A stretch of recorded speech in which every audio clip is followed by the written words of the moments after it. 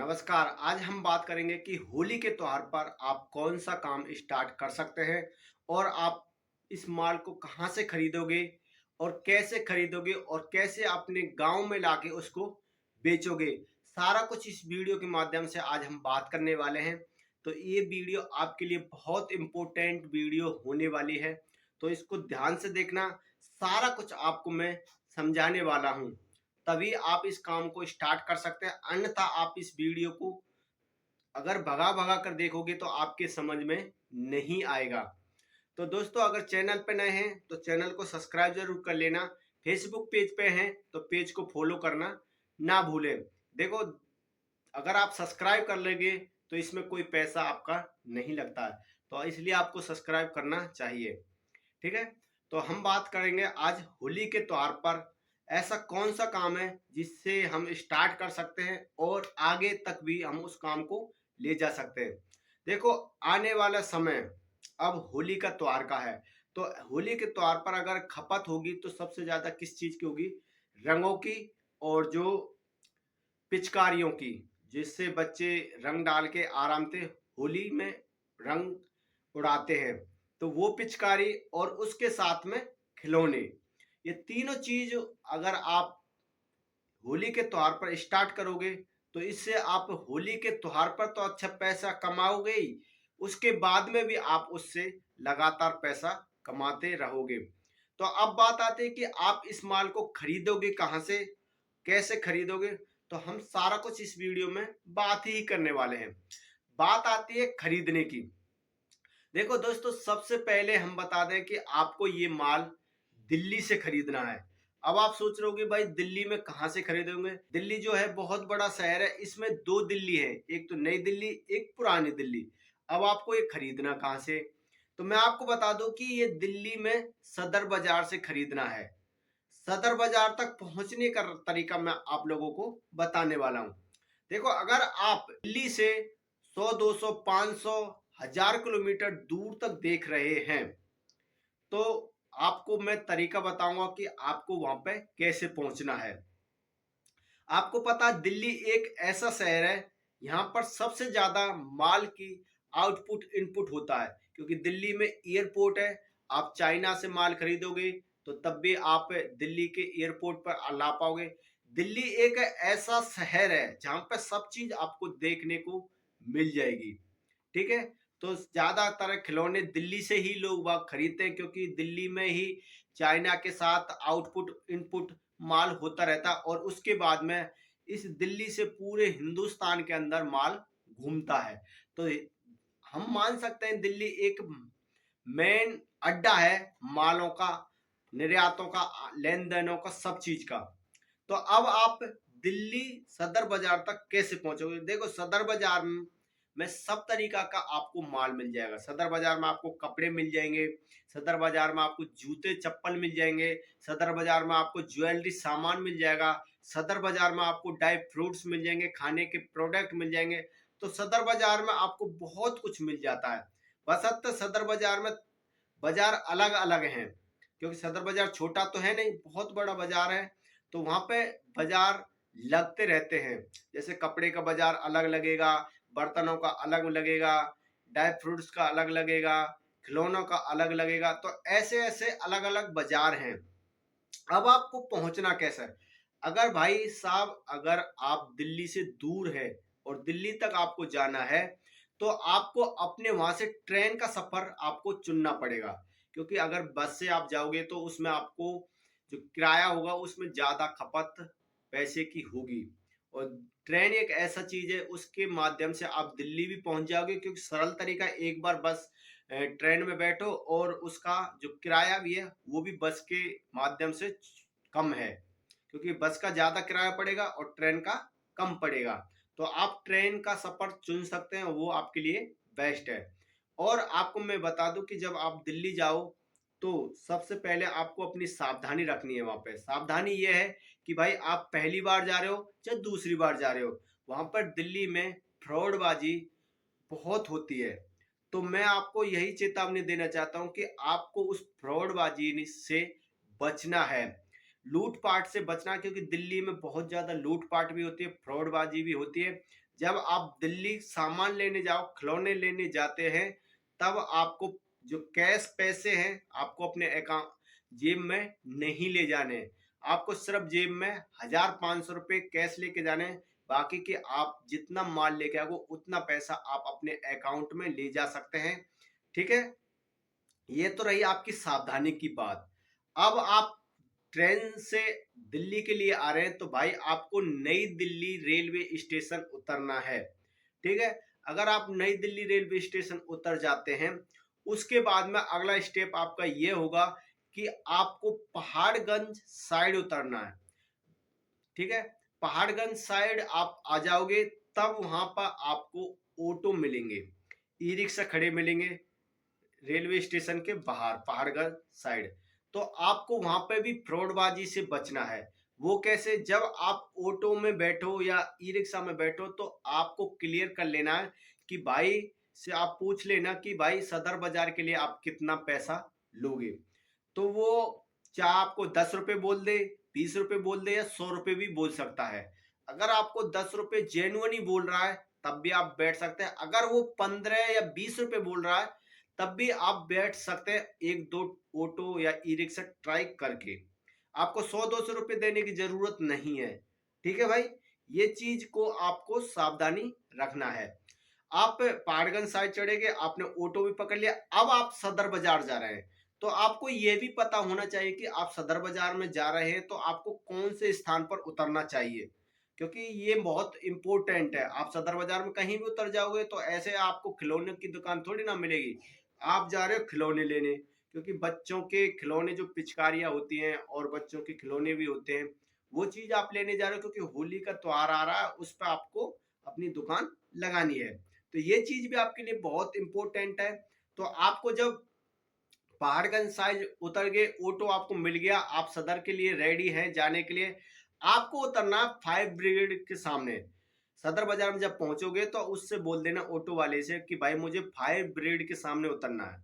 ठीक है, वहां आप उतर के उस पॉइंट पर उतर के उसके जस्ट सामने ही आपको सदर बाजार में खिलौनों की बहुत बड़ी बड़ी दुकानें आपको मिलेंगी। तो वहां पे भी आपको सावधानी बरतनी है, आपको जल्दबाजी नहीं करना है। आपको तसल्ली से पूरे बाजार को में घूमना है, वहां पर रेट प्राइस का बातचीत करनी है, देखनी है, उनके बारे में नॉलेज लेना है कि भाई कहाँ पर कौन सा नया खिलौना है, नया प्रकार का खिलौना है, क्या रेट है, सारी कुछ आपको वहां की भी नॉलेज लेनी पड़ेगी। उसके बाद में जब आप 1 घंटे 2 घंटे घूम लेते हैं, तब आपको लगता कि हाँ मैं अब खुद सर्टिफाइड कर रहा हूं कि मुझे सही लग रहा है, तब आप खिलौने की कोई दुकान एक चुन लें, उससे आप अपना जितना माल लेना चाहते हैं उतना माल ले सकते हैं। चाहे आप जैसे भाई 1,000 रुपए का यहाँ से खरीद लिया, 500 रुपए का वहां से खरीद लिया या 2,000 रुपए का वहां से खरीद लिया, ऐसे भी आप खरीद खरीद के एक दुकान पर इकट्ठा माल रख सकते हैं। ये भी आपको ध्यान रखना है। बस अब तो मैं यही कहूंगा कि आपको जितनी हो सके उतनी सावधानी रखनी है। और जब आप माल खरीद लेते हैं, देखो माल में आपको ज्यादातर रहते हैं नए खिलौने खरीदने हैं। आपको पुराने डिजाइन के खिलौने नहीं लेने हैं, जितना हो सके नए खिलौने लेना, नए डिजाइन के, और कम से कम रेट में लेना। देखो जैसे खिलौने के स्टार्ट होते हैं 10 रुपए से, अगर खिलौना स्टार्ट होता है 10 रुपए से लेके 200 रुपए तक की रेंज का आपको खिलौना लेना है। इससे महंगा नहीं लेना है। इससे महंगा लोगे तो शुरू शुरू में आपको दिक्कत हो सकती है बेचने में। तो मेरा कहना है कि आप 200 रुपए तक का रेंज का आप खिलौना खरीद सकते हैं। ठीक है, आपने सब कुछ कर लिया, आपने खिलौने खरीद लिए, अच्छे अच्छे खिलौने खरीद लिए। अब आती है बात बिलिंग की। अब आप बिलिंग कैसे करोगे? देखो जब आपको पेमेंट करना है तो आपको कैश नहीं करना है, इस बात पे भी आपको ध्यान रखना है। आपको अपने अकाउंट से पैसे पे करने हैं। और जहां तक हो सके भाई उस फर्म के माध्यम से ही पैसे को पे करना है, जिस फर्म से आप माल खरीद रहे हो। जैसे आप एक दुकान से खरीद रहे हो, मान के चलो रमेश की दुकान, तो रमेश के नाम का फर्म बना हुआ होगा, जीएसटी नंबर होगा उसका, तो आपको उसी के अकाउंट पर पेमेंट करना है, ना कि इधर उधर करना है। ताकि आपको पता पड़े कि जब आपका वो पैसा आपके अकाउंट से कटेगा तो उसके जो उसकी दुकान है उसका आपको नाम आ जाएगा। वो आपके साथ आपके पास एक प्रूफ रहेगा। आपको कैश नहीं करना, क्योंकि कैश करोगे तो आपके पास कोई प्रूफ नहीं रहेगा कि आपने इससे माल खरीदा कि नहीं खरीदा। तो इस चीज का भी आपको ध्यान रखना है। ठीक है। अब बात करते हैं कि आपने माल खरीद लिया, आपने पेमेंट कर दी। अब दिल्ली से आपका माल आपके घर तक कैसे पहुंचेगा? तो यहाँ पर आपको मैं एक बात इंपॉर्टेंट बता दूं कि जब आप दिल्ली के लिए रवाना होते हैं अपने गांव से, अपने एरिया से, तब आपको एक काम जरूर करना है कि जो आपका एरिया का ट्रांसपोर्टर है उससे संपर्क पहले करना है। ठीक है। उसके पास जाओ, उससे संपर्क करो, उसको बताओ कि भाई मैं सदर बाजार दिल्ली जा रहा हूं और वहां से ये मुझे खिलौने खरीद के लेके आने हैं।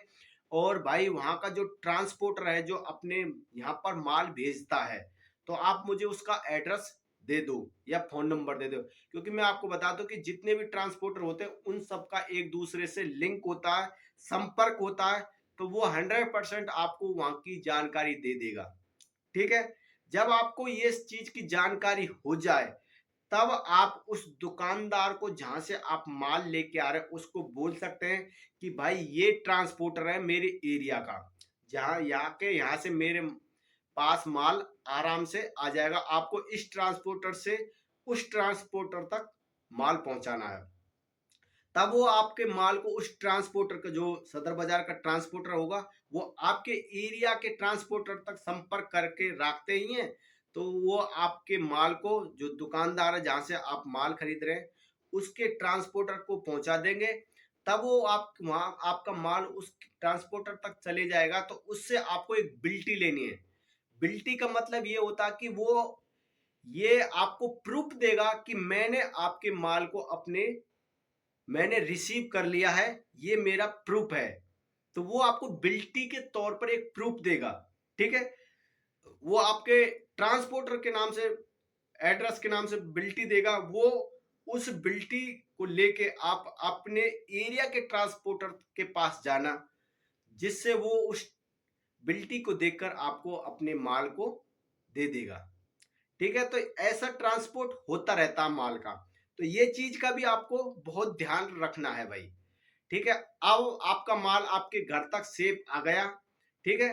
अब बात करते हैं कि आपको ये माल बेचना कैसे।